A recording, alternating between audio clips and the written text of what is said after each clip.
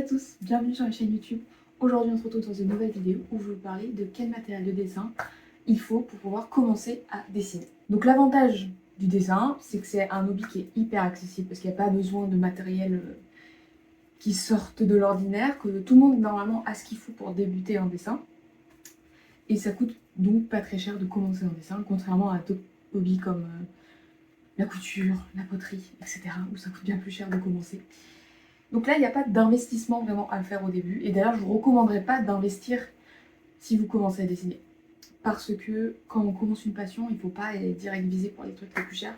Parce que peut-être que ça ne va pas vous plaire sur le long terme, donc on va prendre notre temps. Donc, on va commencer par le Starter Pack 1.0. Il vous faut 3 choses. Et je suis sûre que ce sont 3 choses que vous avez déjà chez vous. Un crayon, qui est déjà dans votre trousse. Normalement, je pense que tout le monde a un crayon chez lui. Donc ça peut être un crayon classique ou bien des critériums. C'est compliqué de faire un mauvais choix quant au crayon, parce qu'un crayon, tant qu'il écrit, il est bien, il marche. Il y en a juste un que je déteste et que je ne recommanderais pas si vous n'avez pas de crayon chez vous, vous devez en acheter un. Il y en a un que je ne vous dis pas acheter, ce sont ceux de la marque Bic, les verts là. Je ne sais pas si vous voyez, je vais peut-être mettre l'image. Ils sont horribles ceux-là, ils ont une texture très plastique. Ce qui fait que quand on dessine avec, on n'a pas l'impression de déposer de la matière, mais de creuser dans la page. Enfin, je sais pas, je déteste ces crayons, ils sont nuls, nuls, nuls, nuls, nuls. Après, pour ce qui est de HB, B, AH, etc., ce qui est généralement trouvable le plus facilement, c'est les HB. Donc HB, c'est très bien. Mes petits préférés, moi, c'est les B.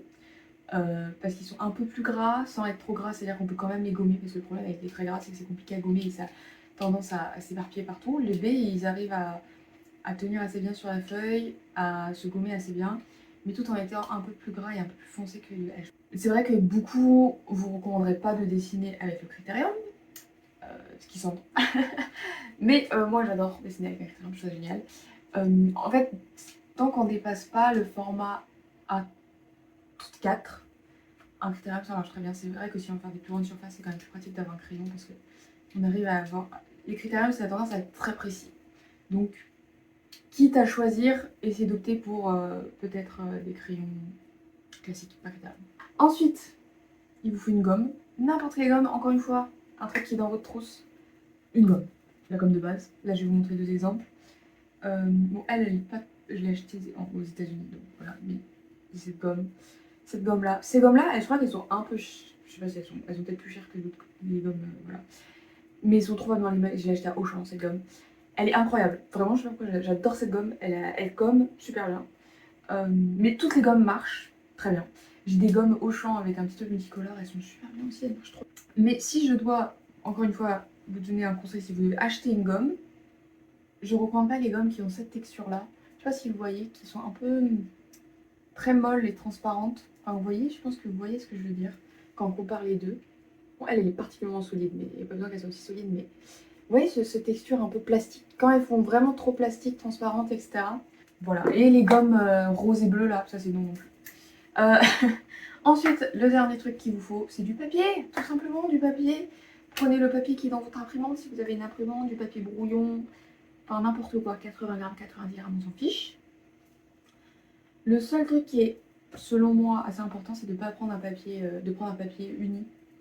Pas forcément blanc, si vous avez des papiers bleus, prenez un papier bleu, mais pas à carreaux. Parce que les carreaux, bon, petit 1, ça fausse votre maîtrise, parce que ça aide d'une certaine manière à dessiner, ce qui fait que, à partir du moment où vous allez vouloir dessiner sur une feuille blanche, vous n'allez pas faire aussi bien que d'habitude. Donc voilà. Donc c'est mieux directement de dessiner sur du papier uni. Et en plus, c'est pas très joli, c'est-à-dire que vous ne pourrez pas faire des illustrations vraiment jolies et terminées sur du papier à carreaux. Donc prenez du papier blanc, enfin pas blanc, mais uni. Voilà. On a fini avec le starter pack. Vous avez vu, c'est hyper facile de commencer à dessiner. Donc vous n'avez pas d'excuses pour pas commencer. En fait. Starter pack 1.1. On va rajouter si vous voulez. Vous dessinez déjà un peu, mais vous voulez aller un peu plus haut. Je vais vous recommander de donc toujours crayon papier, gomme, mais au lieu du simple papier, vous allez acheter un sketchbook. Voilà, les sketchbooks, la vie, tous les artistes en ont. Tout le monde devrait en avoir, enfin, c'est super. Que ça compile tout à un endroit, c'est moins le bordel. Ça permet de voir votre progression, de voir ce que vous faites souvent, enfin c'est un super endroit. Alors moi je vais vous recommander 2 marques de sketchbook, mes préférées. Donc pendant très longtemps mes préférés, C'était ceci, donc il a fallu lui la marque, mais c'est les Canson qui sont trop bien, je les aime trop. J'en ai eu 2. Voilà.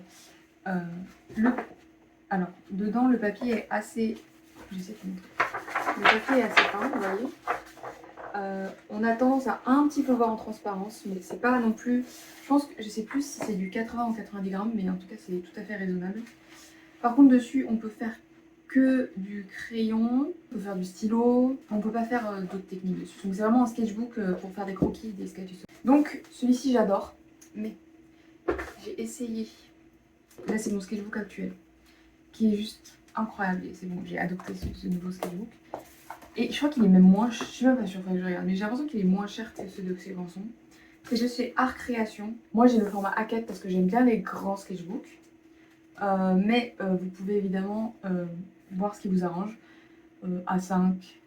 Généralement c'est A4, A5 ou les formats carrés. J'ai déjà eu des carrés, j'aime pas du tout le format carré, j'ai l'impression d'être contrainte par la page, je le déteste. Donc voilà, mais peut-être que vous allez bien aimer les formats carrés, donc vous pouvez réfléchir sur ça. Il y a même A6, je pense, encore plus petit. Donc l'avantage des A5, A6, c'est que ça se glisse partout très facilement. Un A4, non. Mais je m'en fiche. Moi, j'adore dessiner sur du A4. C'est mon format, il est incroyable. Ce format, il est magique. Même si j'adore les Canson, je préfère ceux-là. Le papier à l'intérieur. Bon, déjà, les couleurs, ils ont plein de couleurs différentes. Et ils ont plein de tailles différentes, ce qui n'est pas le cas avec le Canson. Je crois qu'ils n'ont pas autant de tailles que ça. Le papier, je sais pas si vous allez entendre. Il est bien plus épais. Alors, il est un peu jaune. Il n'est pas tout à fait blanc, mais ça, je m'en fiche. Il est un peu plus épais, ce qui fait que dedans, on peut faire du crayon papier, comme couleur, stylo, etc. On peut aussi faire un peu de feutre à alcool. Alors, ça se verra de l'autre côté. Bon, je vais vous montrer. Là, vous voyez, il y a du feutre à alcool de ce côté. Ça marche super bien, le feutre à alcool dessus. Et ça transperce un peu, mais pas tant que ça, vous voyez. C'est tout à fait raisonnable, enfin incroyable. Ça se mélange très bien, ça prend très bien. On peut aussi faire un peu de gouache dedans. Gouache acrylique, je pense que c'est très bien. J'irai pas faire de l'aquarelle dedans, c'est un peu trop fin. En plus, il y a un petit élastique pour le fermer. Donc c'est trop bien. Et il y a un marque-page. Et il se met à plat super facilement. Enfin, vraiment, c'est quand je suis sur ma page, vous voyez, il tient hyper plat. Ok, on a fini avec les starter packs. Ça, c'est vraiment un truc de base. On va passer par, si vous voulez aller un petit site au-dessus, on va parler de ajouter des lignes. Donc moi, je parle d'un point de vue de mon style de dessin. Donc moi, je fais beaucoup de manga. Voilà, donc ça marchera pour les gens qui font manga, comics, etc. Évidemment, si vous êtes plus intéressé par le réalisme ou ce genre de choses, faire des lignes, c'est pas ce qui vous préoccupe le plus, je pense. Donc, je vais simplement vous dire de prendre ce qui est accessible dans un magasin près de chez vous. Si vous êtes près de chez vous, vous avez un magasin d'art, c'est super. Si vous avez un magasin genre Auchan, Carrefour, ils ont aussi des trucs très bien. Je sais qu'une des plus accessibles, j'ai l'impression que c'était les Staedtler. Staedtler, ils sont super, c'est une très bonne marque.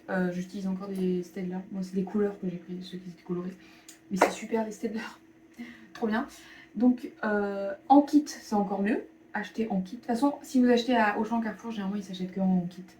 C'est plus dans les magasins d'art où on peut acheter à individuel. C'est super ça, mais pour plus tard, quand on achète pour la première fois des liners, prenez en kit. Dedans, s'il y a une pointe broche, c'est super. Après, les pointes que j'utilise le plus, moi, c'est le 0,5, le 0,4 et le 0,3. Moi, je reste dans ces zones-là. Mais il y en a qui sont hyper fins, d'autres plus épais. Moi, c'est mes tailles préférées. Donc. Après, ma marque préférée, ever, c'est les Micron Pigma de chez Sakura. Pour rajouter des lignes, donc je recommande ce genre de stylo à pointe fine, vous savez, calibré.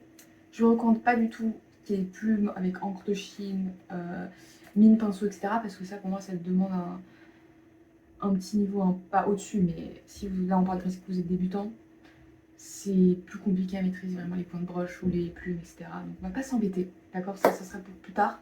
Et si vous prenez des broches feutres, j'ai dit que je ne recommandais pas, mais c'est quand même intéressant pour faire des grands aplats noirs. Là j'aurais recommandé ceux qui sont en feutre et pas ceux qui sont en poils individuels. Parce que ceux qui sont en poils, ils sont trop souples, ce qui fait que c'est très compliqué à maîtriser. On a fini avec tout ce qui est line art et on va passer à la dernière catégorie, c'est débuter la couleur.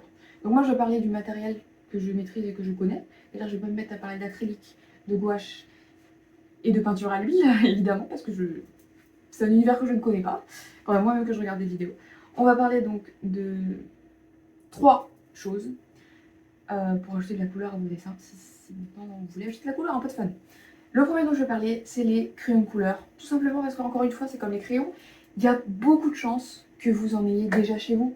Et c'est hyper accessible, vous pouvez en acheter à Auchan, Carrefour, etc.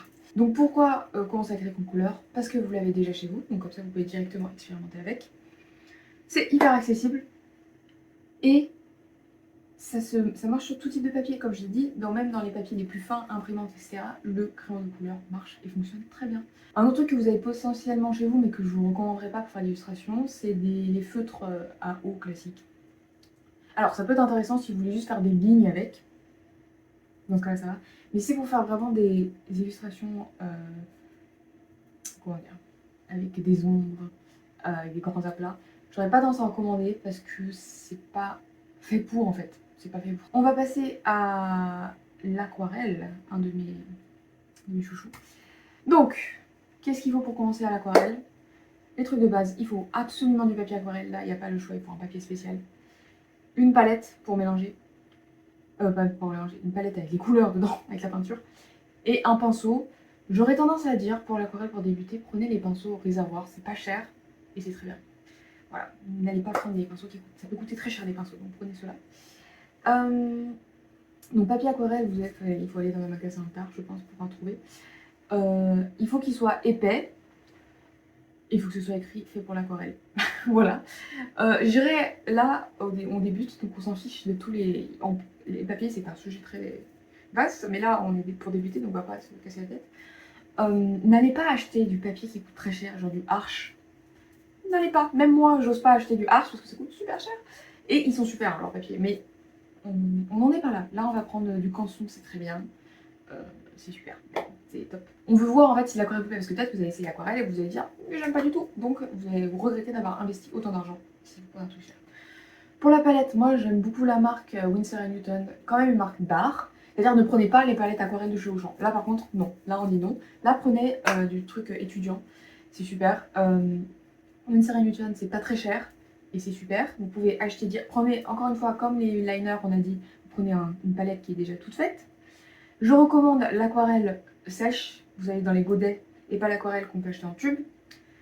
Parce que le fait d'acheter en tube, c'est plus contraignant. Et la palette pour faire les mélanges, dont je parlais au tout début, généralement dans les nuls sur les Newton, si vous écoutez mes conseils, elles sont le capot, vous voyez, qui sert à ouvrir, à fermer, il y a dedans les palettes. Vous pouvez vous servir de ça, c'est super pratique, c'est ce que je fais d'ailleurs. Ensuite, des trucs que vous avez chez vous, je pense. Verre d'eau, sopalin et tissu. Comme je ne recommande pas les aquarelles en tube, je ne recommande absolument pas les aquarelles en encre. Les encres aquarelles, beaucoup trop... Non, ça c'est pour plus tard. Et on passe à la dernière partie de ces vidéos, on va parler de mes chouchous, comme l'aquarelle. Les feutres à alcool, est-ce que ça vous étonne que j'en parle alors que toutes mes vidéos sont à ce sujet? Non. Ok, qu'est-ce qu'il vous faut pour commencer à faire des dessins au feutre à alcool? Déjà, il faut aussi, comme pour l'aquarelle, il faut un papier spécial. Un papier différent, donc il y a deux types de papiers que vous pouvez acheter, soit les layouts, soit les papiers Bristol.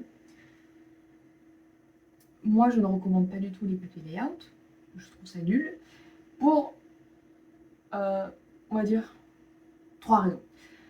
Première raison, il y a un sens dans le papier, c'est-à-dire qu'il faut absolument dessiner sur l'avant et pas sur l'arrière, parce que si vous dessinez sur l'arrière, c'est un effet plastifié et ça ne marche pas. Donc c'est chiant d'avoir un sens sur le papier, voilà. Deuxième raison, ils sont super fins, trop fins je trouve, c'est vraiment, c'est pas agréable de travailler dessus, c'est très friable, c'est pas du tout, c'est pas agréable, voilà. Et la pièce finie fait moins impressionnant parce que le papier il est hyper fin, il est même plus fin qu'un papier imprimante j'ai l'impression, donc non non non. Et ensuite, parce qu'il est aussi fin, et parce qu'il y a cette pellicule de plastifié un peu dont j'ai parlé tout à l'heure, derrière, on ne peut pas accumuler beaucoup d'encre dessus, ou quand on va colorer, ça va vite faire des flaques. Et il faudra attendre que ça sèche et tout ça. On n'a pas le time, c'est chiant. Donc voilà, donc pas le papier layout, mais après vous pouvez essayer si vous voulez. Ça peut peut-être vous plaire, mais moi j'aime pas. Et ne utilisez pas les feutres à alcool sur des papiers genre Canson, épais là, ou des papiers imprimantes, ça va abîmer vos feutres à alcool, donc vraiment ne faites pas ça. Prenez vraiment acheter le papier, et pour le coup le papier layout ou le papier Bristol dont je vais parler dans 5 minutes, c'est pas cher. Donc vraiment vous n'avez pas d'excuses, c'est vraiment pas cher. En plus le papier Bristol, c'est mon préféré, parce que déjà il est plus accessible, pour le coup on peut trouver du papier Bristol à Auchan et à Carrefour. Voilà, parce que les gens s'en servent des fois pour réviser ce genre de choses là, bref. Après vous prenez bien les unis, hein, quand je parle de papier Bristol, c'est juste les... Je parle pas des fiches de révision, hein, je parle bien d'un papier. J'aime mieux parce qu'il est plus épais. Et les dégradés se font très bien, il est tout lisse, il est tout bon, il est super, il est hyper accessible. Pour les feutres à alcool, vous pouvez aller voir ma vidéo sur mon classement de feutres à alcool préférés des marques. Toujours comme pour tout, comme pour l'aquarelle, comme pour les liners, en lot. Vous n'allez pas acheter les feutres à alcool à l'unité. Prenez un lot, il existe des lots qui en a que 5 ou 6 dedans, c'est pas cher. Enfin, c'est pas cher, c'est pas cher. C'est moins cher d'acheter un lot que d'acheter à l'unité. Et en plus, c'est trop bien comme ça, vous n'avez pas besoin de réfléchir trop pour quelle couleur choisir. Vraiment, c'est super quand on fait le choix pour nous des fois. Hein. Vous avez la liberté de choisir quel lot. Mais dans le lot, c'est fait, c'est bien. C'est tout tip top top top. Et achetez des petits lots. Hein. Achetez pas il existe des gros lots. Il existe des gros kits comme, avec beaucoup de couleurs. Alors c'est super. Mais si vous débutez dans les feutres à alcool, ça coûte trop cher. Non. Non, non, non, vous faites pas ça. Ici, on est là pour débuter, donc comme j'ai dit, on dépense pas trop d'argent. On fait attention, parce que peut-être que ça va pas vous plaire les feutres à alcool, donc achetez pas les gros lots. Achetez un lot, j'aurais dit maximum 12, vous voyez. Essayez de prendre un truc où il y a des couleurs assez différentes. Donc prenez pas les lots de peau ou les lots de gris, ça c'est trop spécifique. Il existe, je sais, des lots qui s'appellent manga, quelque chose comme ça. Ces lots-là sont intéressants parce qu'il va y avoir des couleurs qui vont bien travailler ensemble. Parce que le problème des lots de 6 ou 5 où il y a des multicolores, vous savez, les couleurs de base, c'est que les couleurs elles vont être trop vives enfin, et ça va être compliqué de travailler avec. Et elles vont pas bien se mélanger, un bleu et un rouge vif, ça fait pas bon ménage. Voilà, c'est tout pour cette vidéo. J'espère que ça vous aura intéressé, que ça vous aura aidé notamment. Donc la leçon morale de la fin de vidéo, c'est le dessin c'est accessible, donc vous cassez pas la tête. Quand vous débutez une passion, ici on parle de dessin, mais ça marche pour toutes les passions, hein, n'allez pas acheter des trucs qui coûtent cher, n'allez pas trop acheter. Commencez petit à petit et vous allez accumuler du matériel. Et le principal, comme on dit, c'est de s'amuser. Pour bien dessiner, on n'a pas besoin d'un matériel compliqué. Parce que le plus important dans le dessin, c'est vraiment la base, c'est le croquis. Mon étape préférée, c'est ça l'étape qui compte le plus. Enfin voilà, j'espère que cette vidéo vous aura, je ne sais pas, intéressé. Et puis, on se retrouve dans la prochaine vidéo. Ciao!